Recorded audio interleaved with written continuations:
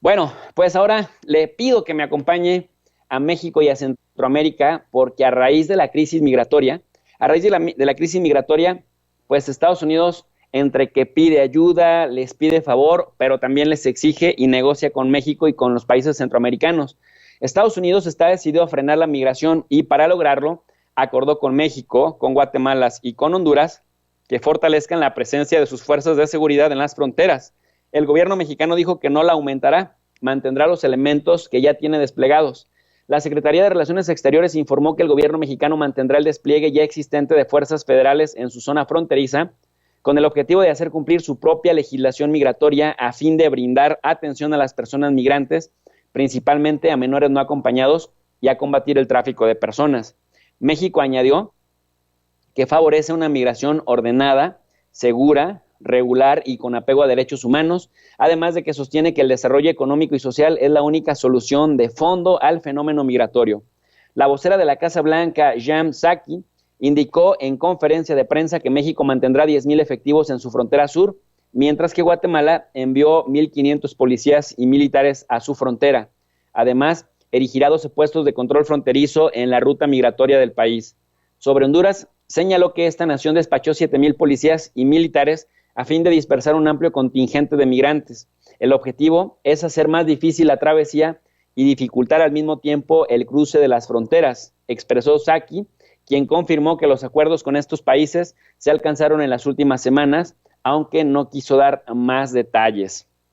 El pasado 7 de abril, recuérdese, la vicepresidenta Kamala Harris fue designada por el presidente Joe Biden para coordinar los asuntos migratorios con México y Centroamérica, y ella sostuvo una conversación telefónica con el presidente mexicano Andrés Manuel López Obrador, en la que el mandatario dijo que su gobierno está dispuesto a sumar voluntades en el combate al tráfico de personas y protección de los derechos humanos de los migrantes, sobre todo en el caso de menores. La asistente especial sobre migración en el Consejo de Política Nacional de la Casa Blanca, Tyler Moran, señaló también, a su vez, que, pues, y esto lo dijo ante la cadena MSNBC, que los acuerdos ayudarán a evitar que los traficantes de personas y los cárteles de la droga se aprovechen de la situación y que también protegerá a menores que viajan solos. Dijo en el caso de México que se trabajaba para garantizar que tuvieran los sistemas de refugio para atender a las familias y a los niños. Sin embargo, es importante señalar que estos acuerdos tienen lugar en momentos en que Estados Unidos lucha para contener una oleada migratoria. En marzo, 172,331 extranjeros intentaron llegar a Estados Unidos, la cifra más elevada en 20 años. En el mismo mes, 18,890 menores no acompañados terminaron bajo custodia de las autoridades estadounidenses. Sin embargo, la estrategia de contener el flujo migratorio con más efectivos no es bien recibida en todos los países. Y México, bueno, México ya anunció que inmediatamente hará lo posible únicamente en lo tocante a su propia legislación mexicana, que está dispuesto a colaborar en la protección de menores y en la protección de personas contra los tratantes y los narcotraficantes, pero que todo está dentro de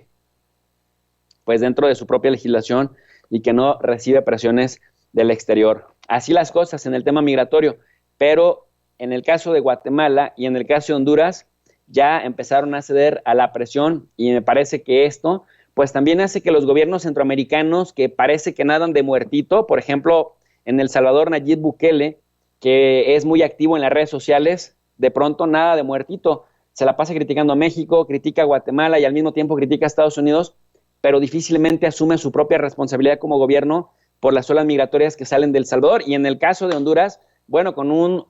presidente presuntamente narco, como es el caso de Juan Orlando Hernández, pues tampoco parece que le interese mucho la situación del país, porque en realidad su propia preocupación es pues no caer en una cárcel estadounidense una vez que deje el gobierno hondureño. Así que, pues le tuercen la mano sí o sí.